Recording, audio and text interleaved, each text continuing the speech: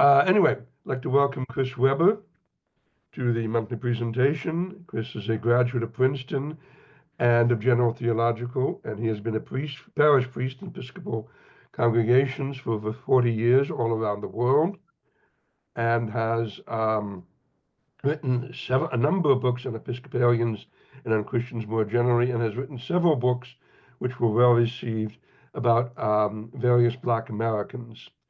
This one that he's going to talk about is his latest book, Black Doctor, biography of James McCune Smith, who was born in slavery in 1805 in New York, which evidently still had slavery in those days, and managed to not only escape slavery, but to become a medical doctor with honors, and established himself serving Black and white patients in New York, and who died in 1865, but lived to see the end of slavery. So without further ado, Chris, the floor is yours. Thank you. Good morning. I should tell you, we had this thing all set up to go, and I realized that behind me, you were looking at the kitchen sink. And I never saw a newscaster or anybody on television with a kitchen sink behind them. It's always a row of books. So we had a frantic last-minute rearranging of the apartment so that I could have the traditional books behind me. But welcome, glad to have you here. 1601 19th Avenue, by the way, if you ever drive up and down 19th Avenue, you've seen the building, the former Shriners Hospital. But I'm here to talk about James McCune Smith. And James McCune Smith liked to keep up with the news, current events, new ideas.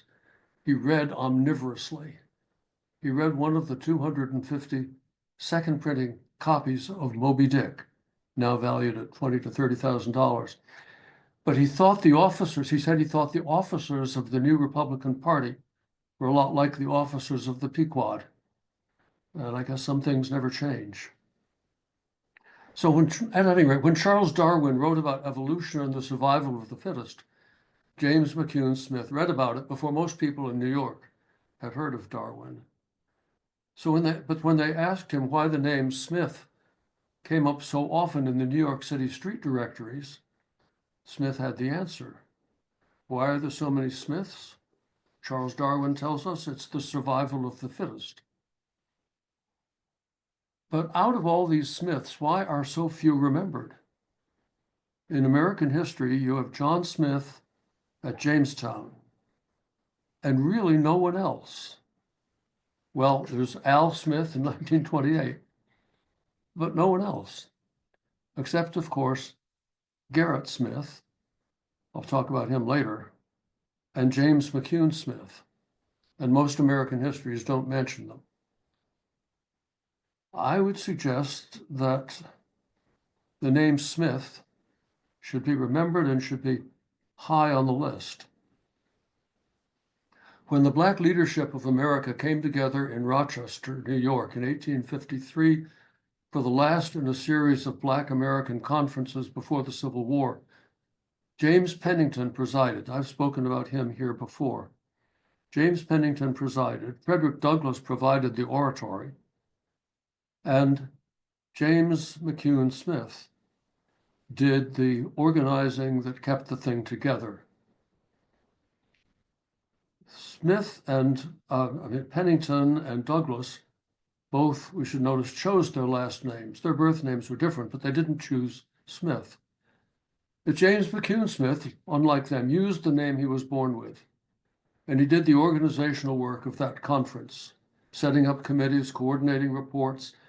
And when they looked for ongoing leadership to see that the resolutions of that convention were carried out, they chose James McCune Smith to be president of an ongoing National Council of Black Americans, really the forerunner of the NAACP. And Smith followed through. He took the resolutions of the convention and did his best to bring them to life, to make an ongoing difference. So let me tell you his story, because it's a significant story and it needs to be known, it needs to be told, and it needs to be remembered. Frederick Douglass wrote his own story. He wrote it 3 times. And the second time he asked James McCune Smith to write the introduction to it, which Smith did. But James McCune Smith's story has not been written before. In brief, he was the first credentialed African-American doctor, the first Black American to be a graduate of a top-tier university and medical school, albeit in Scotland, Glasgow University and Medical School, founded in 1451, before Europeans had discovered America. The University of Glasgow prides itself today on being the fourth oldest university in the English-speaking world. But let's start at the beginning, and we'll get to the university in a while. James McCune Smith was born in New York City, in 1813 in slavery, which was still legal in New York State in those days. He was 5 years older than Frederick Douglass, 6 years older than James Pennington. He grew up in the abysmal 5 Points area of New York City, raised by a single mother, a self-emancipated Black mother. And that's quite a remarkable story. 𝘠𝘭𝘢𝘤𝘬 Smith first knew she was pregnant in mid-October of 1812. She was only surprised that it hadn't happened sooner. Her owner had brought her and her 3 older sisters north from South Carolina to New York City as his slaves 8 years earlier. But one by one, the 3 older women had left, fleeing back south to be with family. North or south made little difference in those days. Slavery was still as legal in New York as it was in South Carolina, but at least they knew South Carolina. They had friends, they had family there. So 𝘠𝘭𝘢𝘤𝘬, at age 18, was left alone with her owner, Samuel Smith, who had come to New York hoping to make money buying and selling cotton. Unfortunately, he wasn't very good at his trade, and after 8 years, he was living in a battered apartment in the very worst part of the city, and coming home drunk to beat 𝘠𝘭𝘠𝘬.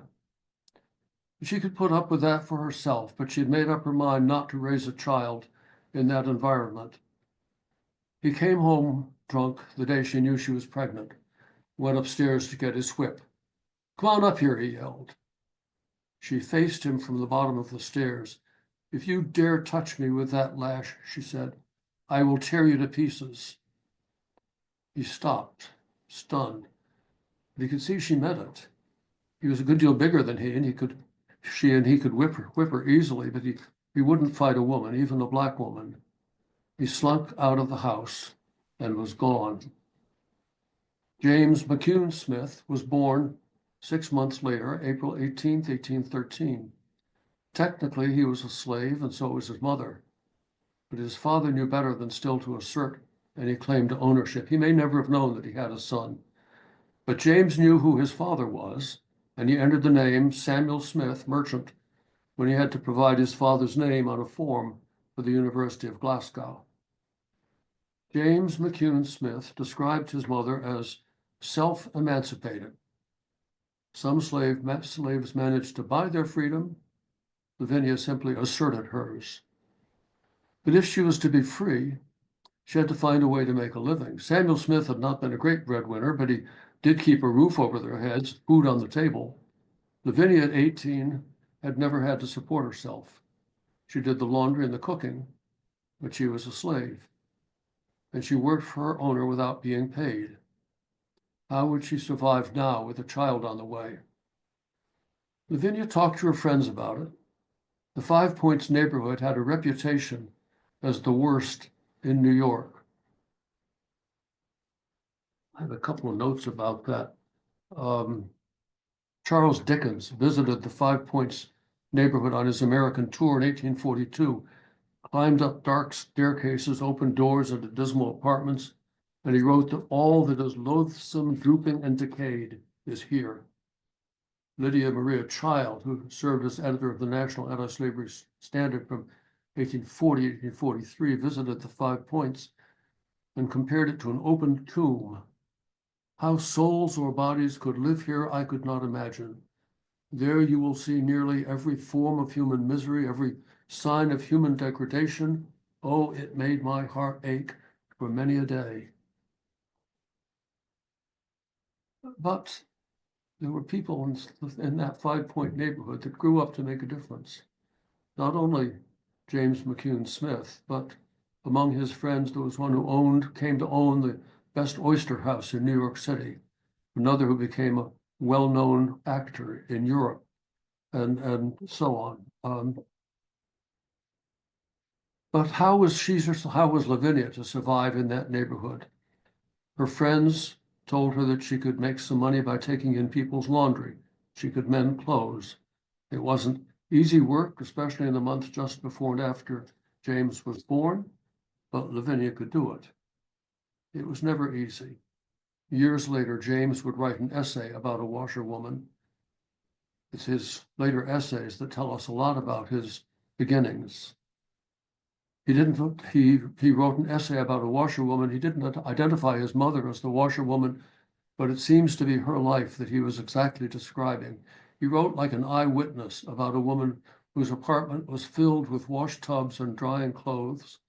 He wrote about the sound of the iron being dunked. Dunk, dunk goes the iron, sadly, wearily, but steadily, as if the very heart of toil were throbbing its penultimate beats. Dunk, dunk, and that small and delicately formed hand and wrist swell up with knotted muscles and bursting veins.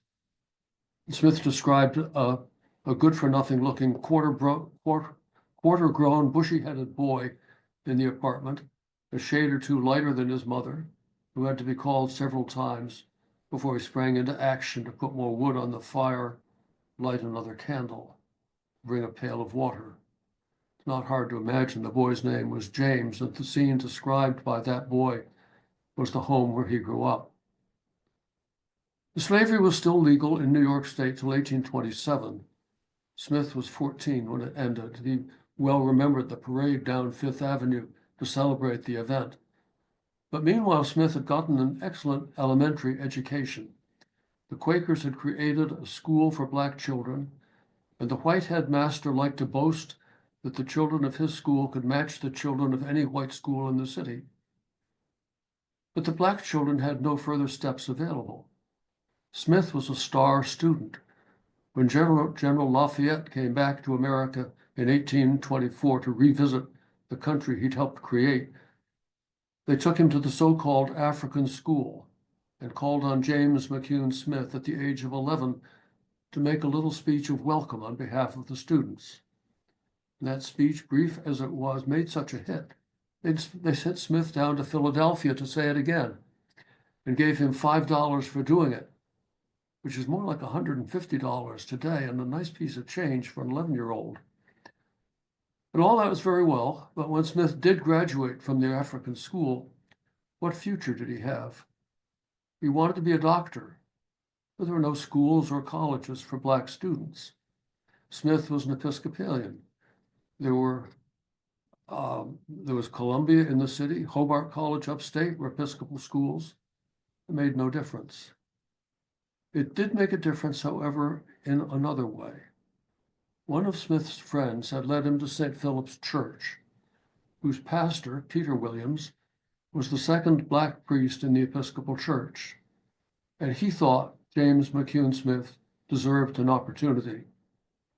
So while Smith pumped the bellows in a blacksmith shop, the only job he could get, holding his Latin text in one hand so he could pump with the other, while he did that, his pastor raised the money, and it took him 4 years to send James McCune Smith to Scotland, to Glasgow, where in 5 years he earned a bachelor's degree, a master's degree, and a doctor's degree with high honors.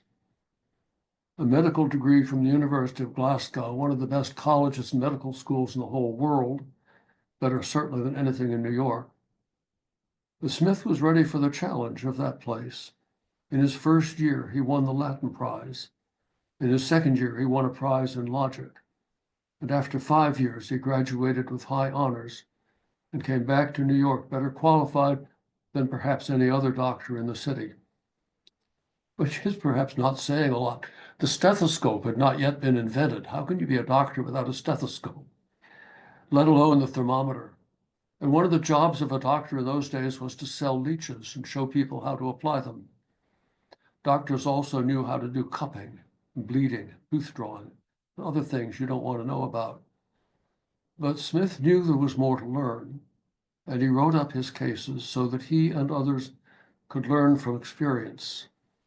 We gave this person a dose of mercury, and this is what happened.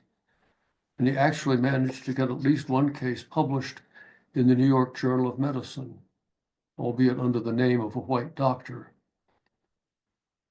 But Smith had come back to New York to a welcome equal to Charles Lindbergh or the astronauts, a welcome back gathering in the Broadway Tabernacle, the largest church in the city, which could accommodate almost 3,000 people. And then they made him go up to Troy to be welcomed again. That was all very good, but Smith came back to a world that had changed in his absence. There'd been a fire in 1835 that destroyed much of the city. The flames could be seen in Philadelphia. There had been rioting that destroyed St. Philip's Church and the rector's home. But there had also been a meeting of men like William Lloyd Garrison, Lewis Tappan, and Peter Williams to form the American Anti-Slavery Society. So the landscape had changed in more ways than one. James McCune Smith arrived back in New York probably in the first week of September 1837, the same week that a fugitive from the South named Frederick Bailey arrived in the city. Bailey would change his name to Frederick Douglass and become a close colleague of Smith's. And James Pennington also came back to New York that year to be pastor of a Black Presbyterian congregation. And at just this same time, the Colored American, a weekly newspaper published in New York City, published a letter from a man called Gerrit Smith, writing from Peterborough in upstate New York near Syracuse, writing from Peterborough to ask, what can we at the North do toward abolishing slavery in the South? One thing we can do, we can throw down its greatest prop by purging our hearts of this monster prejudice. Not that simple, of course. Gerrit Smith had trouble doing it himself, but he was asking the right questions and pointing to the problem of prejudice in the North. James McCune Smith, Frederick Douglass, Gerrit Smith, James Pennington, lives coming together to make a difference. The two Smiths met for the first time the following spring, 1838, when the newly formed American Abolition Society met in New York and put one Black speaker on the program, James McCune Smith. They asked him to talk about progress in eliminating slavery in Britain and France, which was logical since he'd been in both countries only a year earlier. But Smith took the occasion to question, in effect, the whole orientation of the American Abolition Society, with its focus on abolition in the South. Like Gerrit Smith, McCune Smith pointed to the North and asked, for how can we call upon the South for immediate and entire emancipation whilst we permit gradual emancipation in the North? Let us begin at home. Let us first purify our own soil, and then may we call upon the South to follow the example. It's not what they'd asked him to talk about, but he and Gerrit Smith knew it was what they needed to think about, and he told them what they needed to hear. I'm going to skip ahead in 1841, January 1841. James McCune Smith, by that time, had been back in New York for 3.5 years. He was 27 years old. He had established himself in a medical practice. He was playing a significant part in the life of his community. He was helping to edit a newspaper, being called on to speak on major occasions. And he traveled to Boston that month to make a speech, which he titled, The Destiny of the People of Color. What was the future, Smith asked, of the Black population of the United States? Reading his answer, names spring to mind. Martin Luther King, Jr., of course, but many others as well. James Weldon Johnson, Richard Wright, Langston Hughes, Booker T. Washington, Duke Ellington, Ralph Ellison, Lorraine Hansberry, Barack Obama, Louis Armstrong, Maya Angelou, George Washington Carver, Kamala Harris, Steph Curry. The list today is endless, but none of them were names known to James McCune Smith. Smith knew only a few names. Phyllis Wheatley, a poet in the Boston area, Benjamin Banneker, an astronomer and scientist who'd helped lay out the plan for Washington, D.C. But Smith could not have known those other names still to come. But speaking in Boston in 1841, at the age of 27, he prophesied. He foresaw their existence. Smith would go on to produce great literature himself, but at the age of 27, he prophesied a future for Black Americans that went far beyond what other people could have imagined. First, Smith contended, the colored people. Sorry, I lost my place there for a minute. Yeah, okay. First, Smith contended, the colored people of America, unlike the Jews in Egypt, would be set free from bondage without leaving the enslaving society.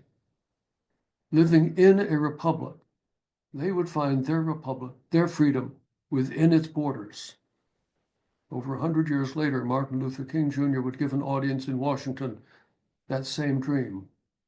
Freedom, he said, would be found within this republic, indeed in the same places where Black people had been most oppressed. Go back to Mississippi, King told his audience on the Washington Mall. Go back to Alabama, go back to South Carolina, go back to Georgia, go back to Louisiana, go back to the slums and ghettos of our northern cities, knowing that somehow this situation can and will be changed. And although they named different features of the country they inhabited, surely Smith and King had a shared vision. King said it this way, let freedom ring, remember this, let freedom ring from the prodigious hilltops of New Hampshire, let freedom ring from the mighty mountains of New York, let freedom ring from the snow-capped Rockies of Colorado, the curvaceous slopes of California. Do you know that passage? Smith put it this way, the time must come when from the Aroostook to the Gulf of Mexico, from the Atlantic to where the Pacific calmly laves the shores of Oregon, there shall go forth a blast from the trump of freedom, at which our chains shall be broken, our fetters fall, and the American people, swelling beyond the links in which pride and prejudice have bound them, shall become the free and equal participants of one government, one destiny. Now try reading some of those phrases to any random group of Americans and ask, who said that? And the answer would almost certainly be Martin Luther King Jr. One wonders whether King had been reading Smith. But perhaps Lincoln had been reading Smith also, since Smith went on to point out that the institution of slavery is based on the doctrine that might makes right. Smith said, we are not in a position of physical superiority, yet we must overcome the doctrine that might makes right. 17 years later, an almost unknown railroad lawyer from Illinois named Abraham Lincoln came to the Cooper Union Hall in New York to make his case for the Republican nomination in 1860 and told his audience they must have faith that right makes might. And in that faith, let us to the end dare to do our duty as we understand it. Smith said it first. Smith argued that the colored people must remain where they were and await liberty on the soil of their birth, and so prove the common equality of the human family and common brotherhood of man. I don't have time this morning to read Smith's whole speech, but it's the stunning final paragraph and a half in which Smith came to the essence of his vision. For we are destined, he said, we are destined to write the literature of this republic, which is still in letters a mere province of Great Britain. We have already, even from the depths of slavery, furnished the only music which the country has yet produced. We are also destined to write the poetry of the nation, for as real poetry gushes forth from minds imbued with a lofty perception of the truth, so our faculties, enlarged in the intellectual struggle for liberty, will necessarily become fired with glimpses at the glorious and the true, and we will weave their inspiration into song. We are destined to produce the oratory of this republic. For since true oratory can only spring from honest efforts in behalf of the right, such will of necessity arise amid our struggle. No holiday speeches in which shall be uttered eloquent falsehoods, garnished untruths, and hollow boasting of a state of things which exist only in the imagination, but on the contrary, we shall utter the earnest pleadings of downtrodden humanity, seeking security from wrongs too long inflicted, no longer to be endured. In fine, we are destined to spread over our common country the holy influence of principles, the glorious light of truth. John Stauffer, who has edited and published much of Smith's writing at Harvard, says of this speech that Smith, in effect, envisioned a Zion in America, where blacks raised up by God could create a new city upon a hill. Perhaps we could go even further and say that Smith was suggesting that only when Black Americans were able to participate freely in the building of that city could it become for all its inhabitants the shining beacon the founders had envisioned. Smith, we might say, had a dream. By the end of 1841, James McCune Smith had been back in the United States less than 4 years, but in that time he'd established a medical practice, given public lectures on a wide variety of subjects, helped edit a weekly newspaper, and taken a leading role in the political concerns of Black Americans. In late November, he'd taken an active part in a mass meeting on the subject of the elective franchise, because under New York state law, all male citizens of 21 years old were eligible to vote, but if you were Black, you needed to have $200 worth of property. Smith spent countless days organizing protests, testified to state legislative committees in Albany. The committees recommended favorably to the legislature, only to get voted down again and again, and nothing changed until the Civil War. But Smith was only human. In December 1841, the Colored American reported, our learned friend, Dr. James McCune Smith, now lies very low with inflammation of the lungs. Diagnosis could cover a wide range from asthma to cancer, but when his illness became disabling 20 years later, the diagnosis was pleurisy, which is an inflammation of the tissue surrounding the lungs. Eventually, he would die of it. What happened next in 1841 is unknown because the Colored American, with its close attention to the doings of James McCune Smith and his friends, ceased publication at the end of that year. But we do know that his health was a continuing problem and need to remember amid the flurry of his activities. We should also remember that he had a family, and that he and his wife produced 10 children, of whom 5 died young. That was par for the course in those days. There was one span of 6 weeks in a cholera epidemic during which 3 of his children died, not all at once, but painfully, first one, then another, then another. In March of the following year, 6 months later, he wrote to Gerrit Smith, "The first sharp bitterness is past, but oh, it is sad to have no children playing around the hearthstone. I try, and may God give me the grace to succeed, to look into other little glad eyes and listen to other little glad voices, and I try to reason myself out of the selfishness that they are not mine. Oh, that meeting hereafter." That McCune Smith could write such a letter to Gerrit Smith tells us something about the depth of their relationship. So let me zero in on that relationship between the two Smiths, one Black and one white, and the rather special project they worked on together. Gerrit Smith had met James McCune Smith, as I said, in May 1840 at the convention of the American Anti-Slavery Society that ended in division. Gerrit Smith had asked him to write a letter of encouragement to the colored men of the state. But when McCune Smith thought about it, the bleak reality of their situation overwhelmed him. He wrote to Gerrit Smith, "I have not heart to write it. Each succeeding day, that terrible majority falls sadder, heavier, more crushingly on my soul. At times I am so weaned from hope that I could lay me down and die with the prayer that the very memory of this existence should be blotted from my soul.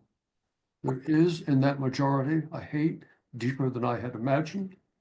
Laboring under these views, I cannot write a cheering word and will not write a discouraging one.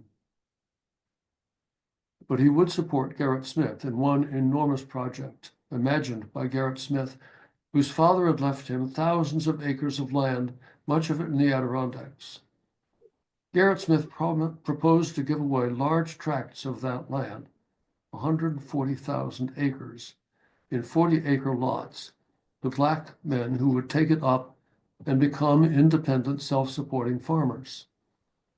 James McCune Smith agreed to become the New York agent of that project and coordinate the giving of titles to applicants. The project was doomed from the start.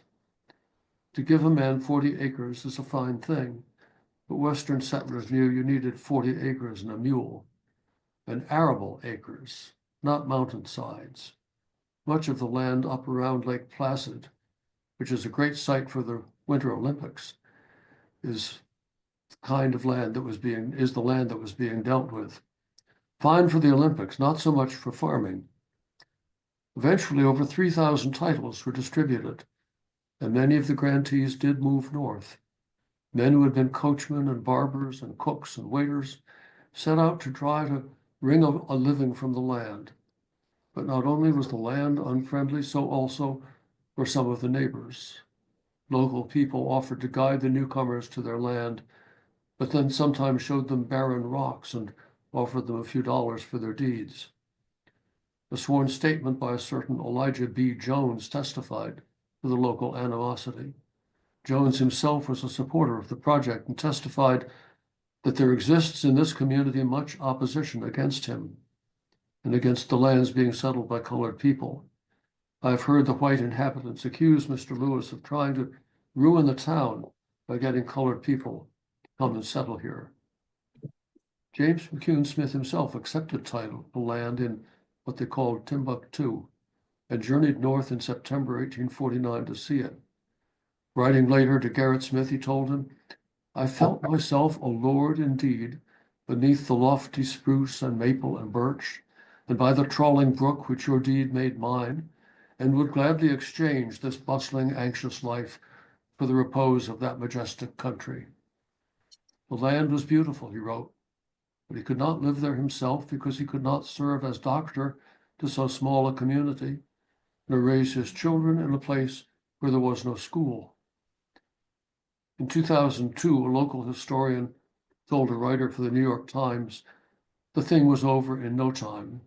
Within 20 years, most of the families were gone. It just wasn't a successful enterprise. It's a sad story, such good intentions, and so little to show for it. But at just about the same time, another enterprise was being launched with much greater success.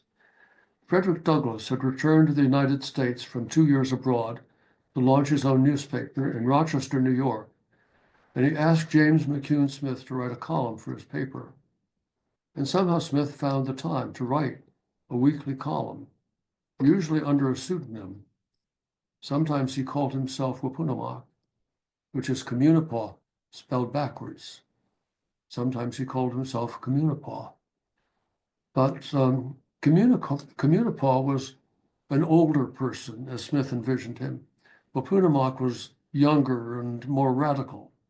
So Smith could write under either of those pen names to have another way to weigh in on current affairs and add his voice to the debate over slavery and abolition. And writing under a pseudonym seems to have freed Smith to express himself in ways he might not have done otherwise. Smith and Douglass disagreed on one thing, and that was Smith's insistence on writing about ordinary people. James McCune Smith, writing as 𝘠𝑚𝑢𝑛𝑖𝑝𝑎w, was at his most innovative and controversial in a series of columns that he wrote for Frederick Douglass's paper, titled Heads of the Colored People. 10 columns with that title were published at intervals over a span of almost 3 years. They were not the stories that Douglass and his readers wanted. The literate and successful Black residents of New York wanted to hear inspirational stories. They wanted to hear about successful careers in the world of business, about artists and businessmen, doctors and lawyers. Instead, Smith showed them, among others, a news vendor, a boot black, a washerwoman, probably his mother, and a grave digger. It was a faithful portrayal of Black residents as they were, not as they would be and were beginning to be. Smith himself had spent 4 years pumping the blacksmith's bellows before he could go to Scotland.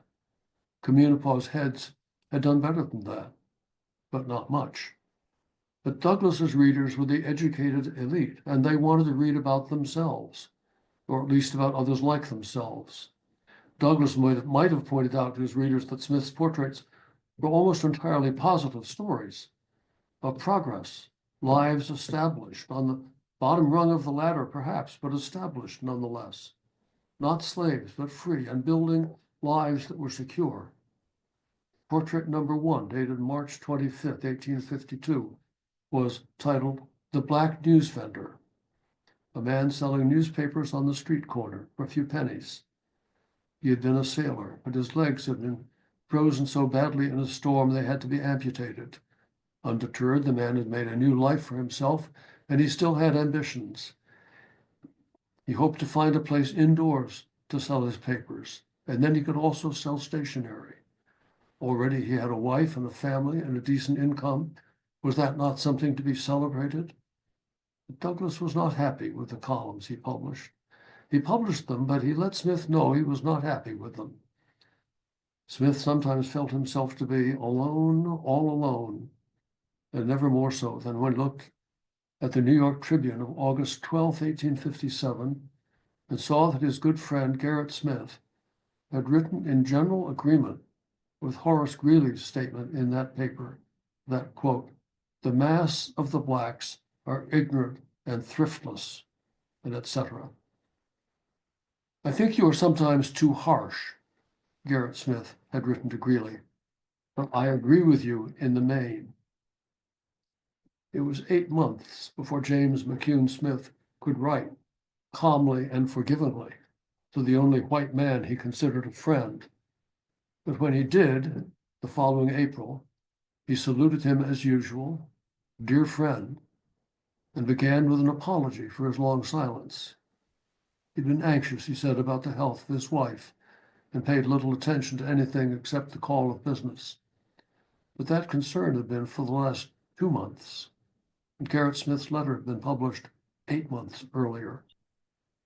Smith allowed himself adequate time to ponder the reply, and when at last he was able to write, he left no doubt how he felt. Greeley had written, Smith reminded his friend, that, quote, there are more Blacks in this city to make a living by harlotry, rum selling, and other modes of pandering to others than by downright honest labor, close quote. You will at once perceive, Smith wrote, that by agreeing in the main, you endorse this foulest charge against us that could have been uttered. It was also, he wrote, very false. Smith knew how to do research, and he had studied the census numbers, and he had the facts at his fingertips. He knew that in both New York and Philadelphia, there were fewer Black paupers than white. It seemed to me last August, Smith told his friend, and seems to me still, that the heaviest blow we Blacks could possibly receive came from your hand.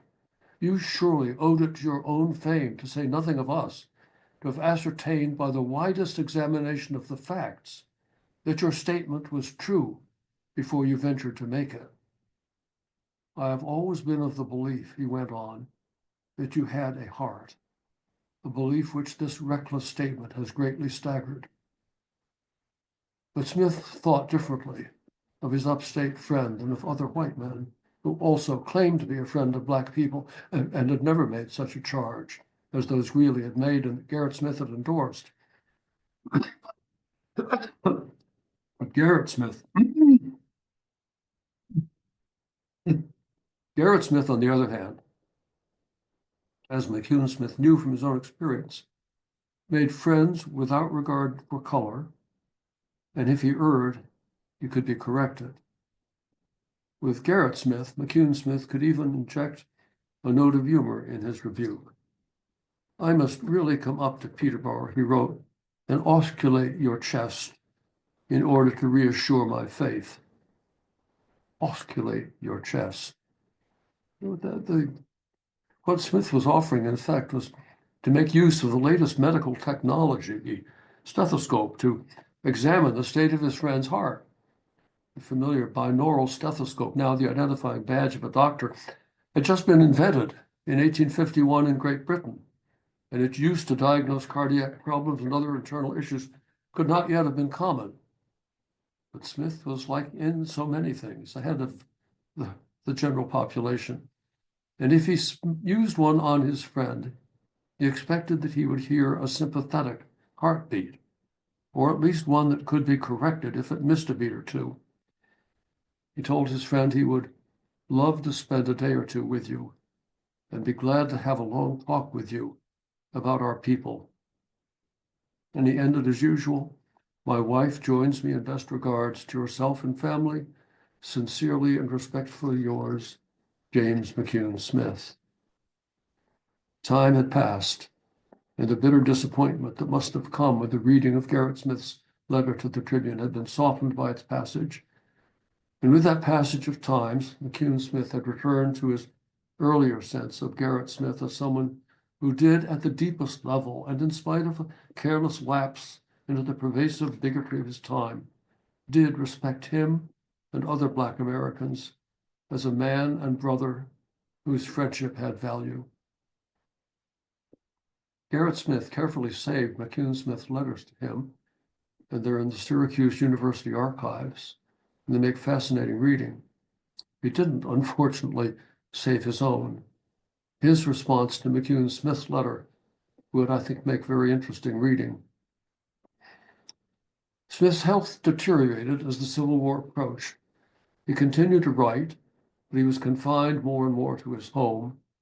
He lived to see the Civil War won, but died 7 months after Lee's surrender on November 27th, 1965.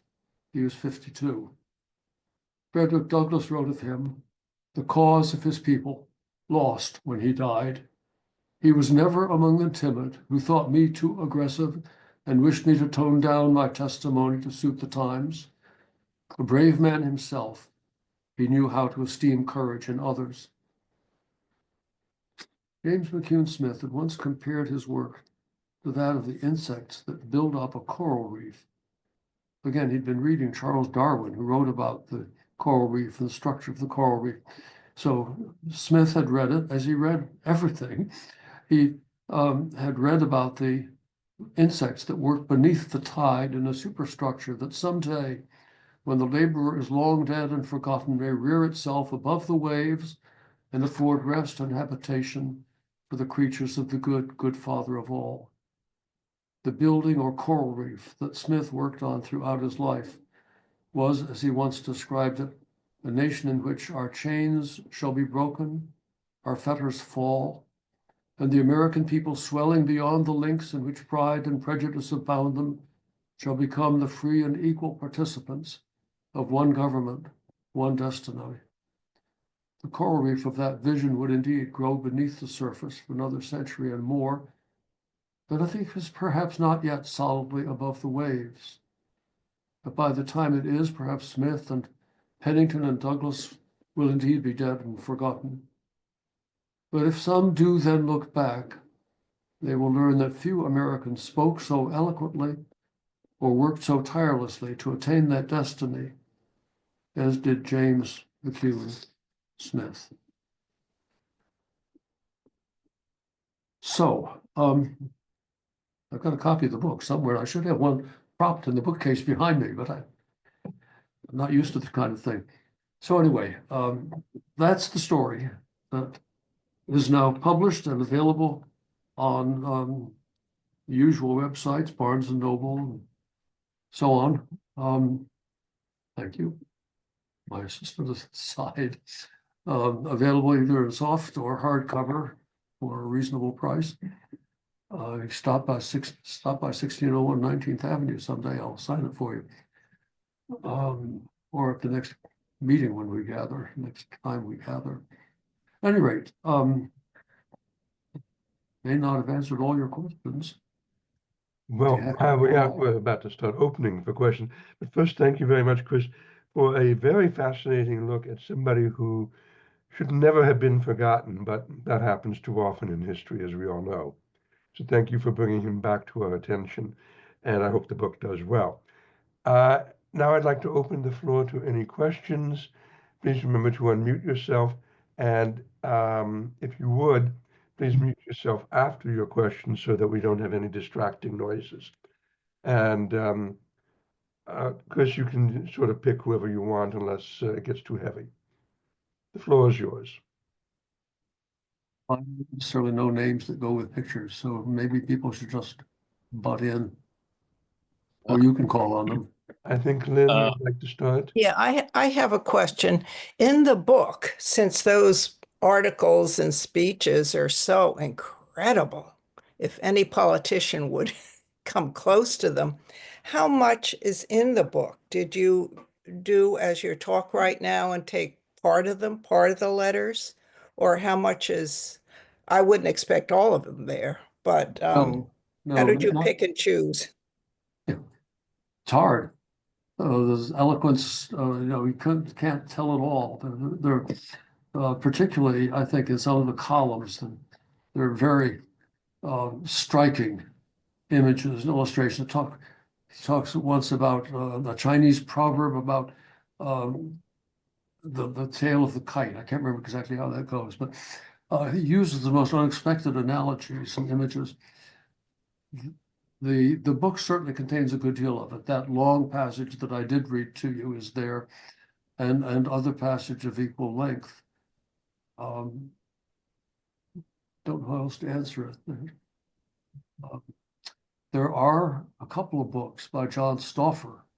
And if you wanted to read more about Smith, go online and find Stauffer's two books. One is called Black Hearts of Men, and he features Smith in that as well as other Black leaders.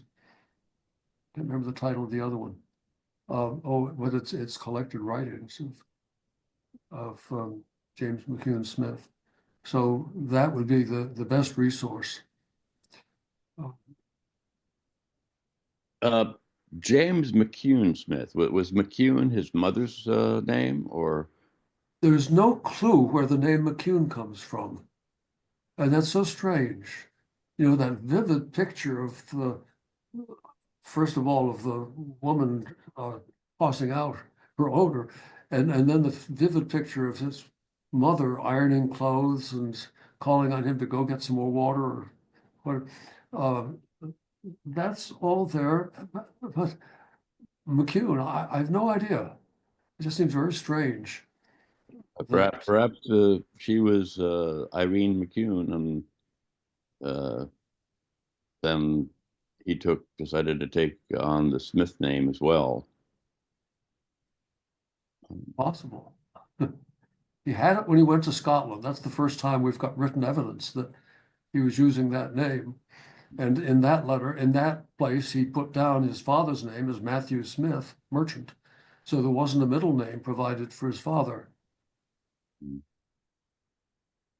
I agree. This is a very enlightening presentation. Thank you very much. He does sound like a remarkable man, and it's very unfortunate he died at such a young age.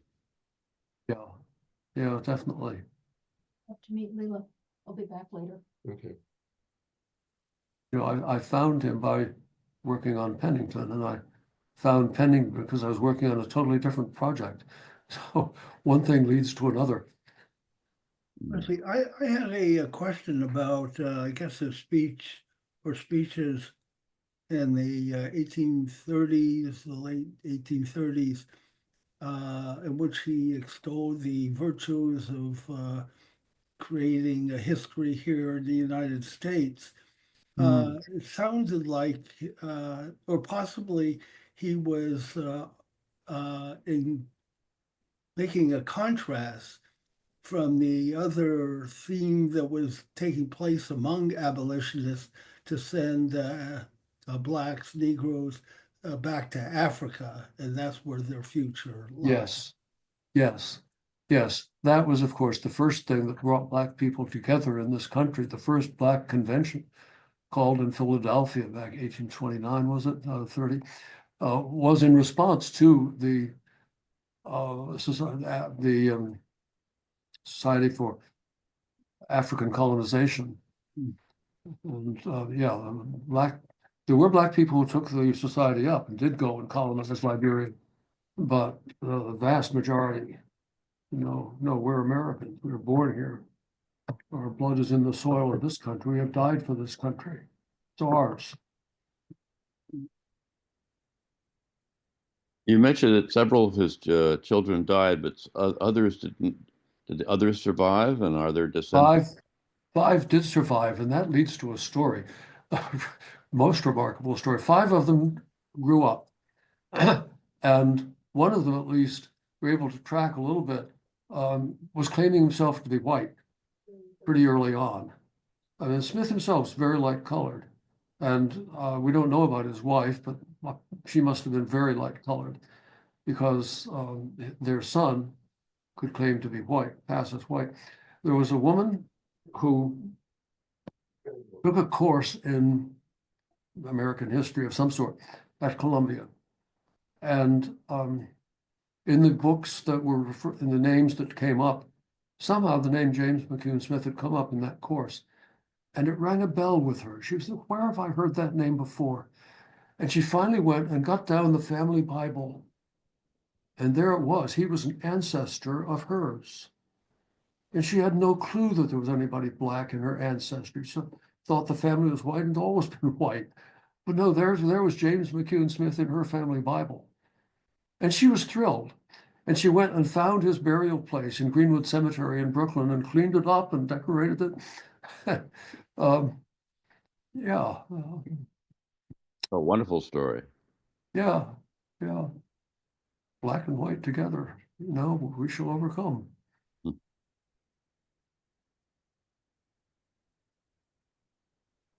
Have you read the book, The Warmth of Other Suns by? Yes. Yes, because she. Yeah, I don't remember the name, but yeah. But she says that although the stories of Black people who migrated from the South are typical immigrant stories, and she works on that thesis all the way through the book. She says that she wants you to know that every person to a person that she interviewed wanted it very clear that they were not migrating. They were not immigrating. This was their country. Ah, I liked it. good point. Yes. Yeah. Yes, Isabel Wilkerson. Yes, Isabel Wilkerson. Yeah. Correct. Wonderful book. I'm curious about the legality of slavery in New York. I mean, in my research, I discovered in Pennsylvania, they had the Gradual Emancipation Act of, I don't know, 1780, 81 or something, which it was a gradual emancipation. Was it much more solid in New York? And then finally in 1840s or something, they declared it unconstitutional or illegal? Or what's the history of that law? I'm sorry, what was the history of the law of emancipation in the state of New York? I don't know. It was, I think the law went into was passed in the 18th century, 1790 something. The law was passed that slavery would come to an end in New York State in 1819.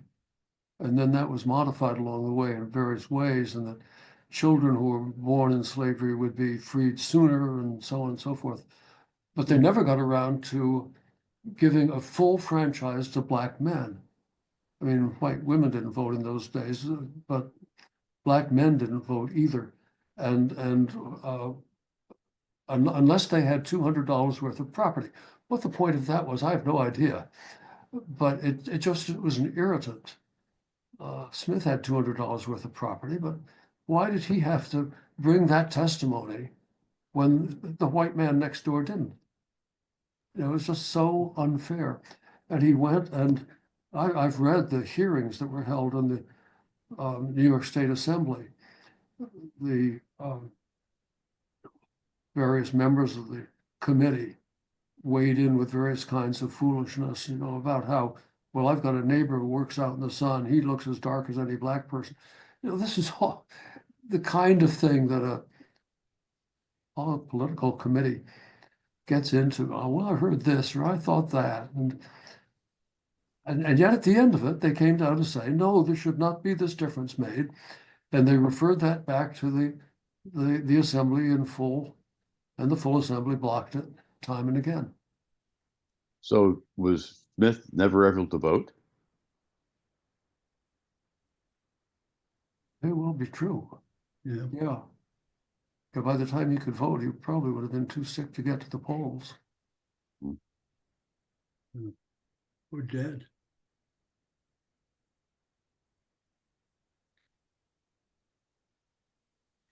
I mean, the requirement that one own property in order to vote was not just for black people. I think for a long time that was the case for everyone. Right. But when the white people were given the full franchise, black people were not. Men, every man. I've seen some figures in the And there's election. the poll tax in the South for a long time. In the election of 1860, franchise was quite broad, and there was what 80–90% of the male population voted in the 1860 election. Yeah.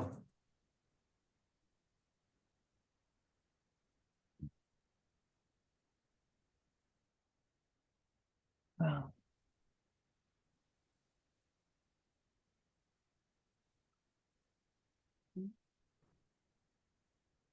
Well, What answer the question. other sources did Smith leave in the memoir, or is there a diary, or are there other letters? Well, there are certainly everything that's in Douglass's paper. Everything that he contributed to that is available on that. Speeches that he gave vary. Some of them, if he was speaking to the Abolition Society, those speeches were recorded. Sometimes if he was speaking at a public meeting, there'd be a reporter there for the black newspaper in the times that there was one. Material would be there. I spent a lot of time commuting over to Berkeley when I was working on this and going into the, what do you call it, the film and what's the name for the Microfilm. microfilm? Yeah, the microfilm department downstairs. I could tell you now how to go in the door, turn left in the short hallway, and then down a flight of stairs, and then turn right. It's a long hallway, and on the right is the microfilm department. And there was a lovely lady there who helped me in so many ways. And a couple of times I'd copy things down onto my thumb drive and then take the thumb drive back here to work on it. A couple of times I forgot to take my thumb drive. She would loan me one. And I would bring it back the next time I came. There are nice people everywhere. Oh. But yeah, my primary source was University of California at Berkeley. Next time around, if I could talk about that, I'm using pretty much my own computer to log into newspapers. San Francisco Chronicle, the San Francisco Examiner, back in the earlier part of this century. I have a biography well underway. Thank you for asking. I have a biography well underway of James Shelley. James Shelley? Yeah. Mayor of San Francisco in the 1960s. And before that, member of Congress. Interesting man, very interesting man. Well, And it's quite a change of pace from Pennington quite to a Smith. Californian then. One thing we tend to forget is that this monthly presentations was originally set up for members to discuss works in progress and get some feedback on it, as well as kind of giving them a chance to organize everything and put them all together. So a work in progress in the mayor of San Francisco would be a perfect topic. Anybody that knows something about John Shelley that I should know? Tell me. I walked a precinct for him in 1963, 64. Yeah. When he That was was his running. first election as mayor. Yeah. I believe that Rosemary Cleese is also working on a biography of another mayor. I think her grandfather. And Yes. Yeah. We had some brief contact about that early on. Yeah. This might be a moment to put in the plug for the writers group. Chris, if you are the others who are not, I see half the people here are in the writers group, but if anyone is not, and Chris, this might be a good chance to talk to Rob about that. We are very supportive of people working on materials. Certainly my book got a lot of support and help. I'll get to a point. I may be in touch about that. Yeah. we meet the first Sunday. No, it's now the first Saturday again, at the same time at 10 o'clock. And yeah, I found the input I received from the writers group to be very, very helpful in my book.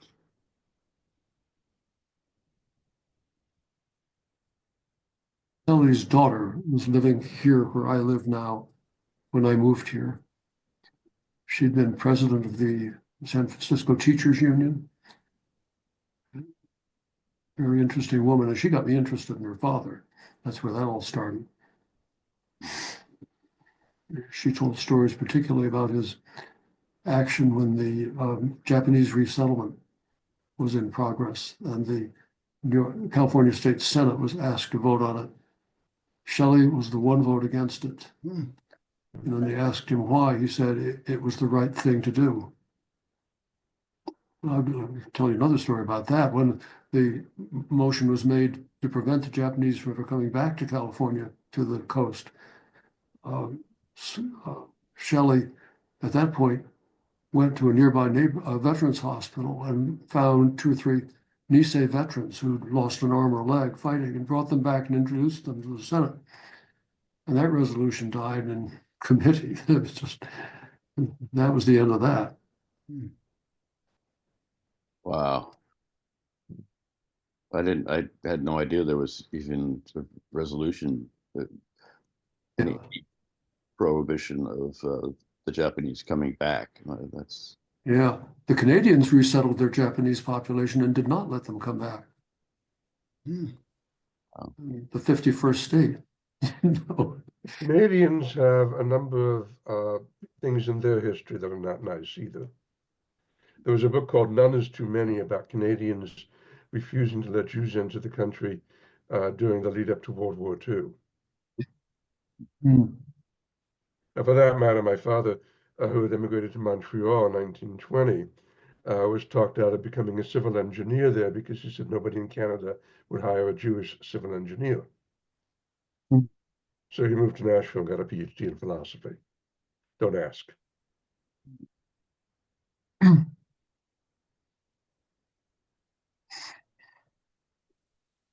So, anybody else?